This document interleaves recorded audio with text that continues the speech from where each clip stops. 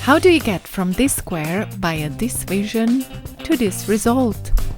I can tell you, it's simple. This did not help, but testing and 3 hours of shirring and some sparkling tea did.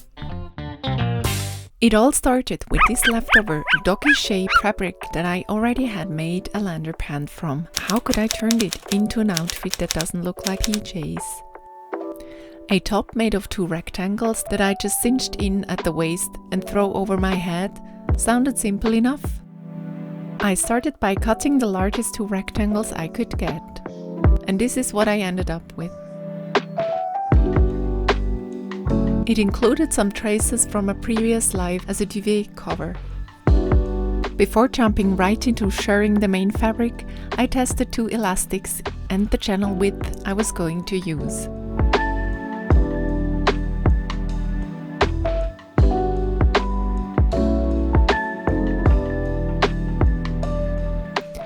At this point, I realized that this might be a simple project, but not a quick one.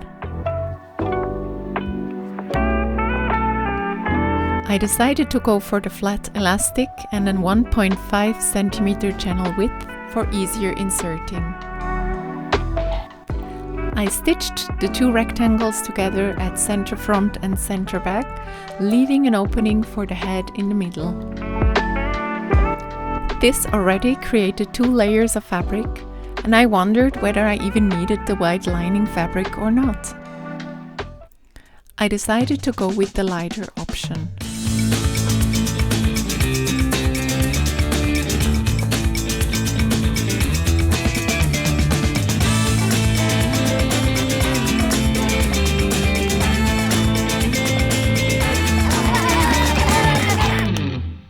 For now, I ignored the fact that there were no openings on the sides of the channels to insert the elastic.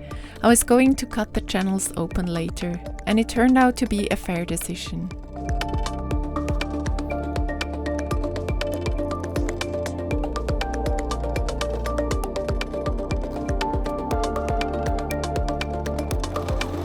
I drew channels from the waist all the way up under the bust, which in my case ended up being about 25 centimeters.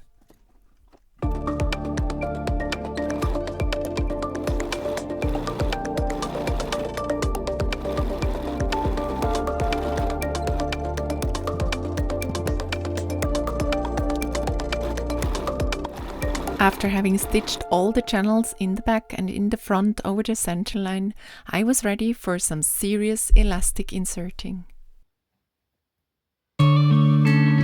I started by cutting little openings on the sides of each channel.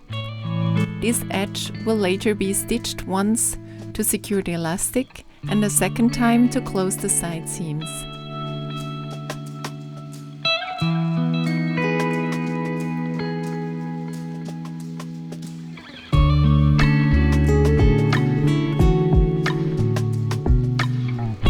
Once the security pin was secured, I started with inserting the elastic.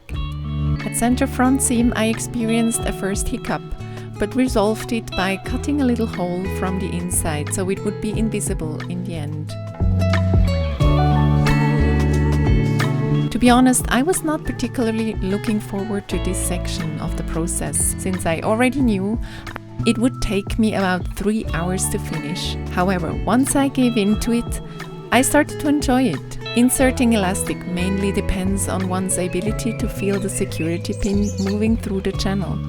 It does not require a keen eye.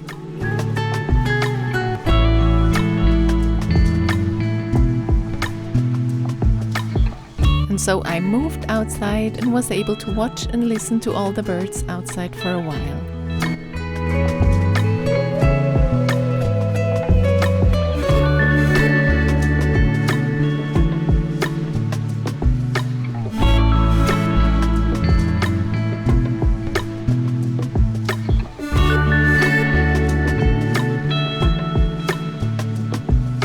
I secured the elastics on one side by stitching them in place. Then I went inside and finished the rest.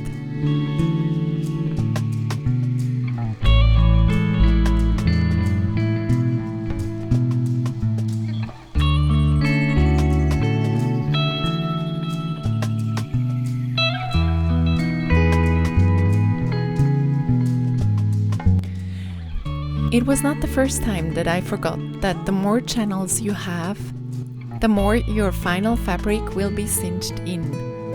In order for me to fit into this top comfortably, I therefore added 2 non-shirred side panels, and this way the fit turned out to be very well. The last step was to top stitch the center seams, and then I was good to go.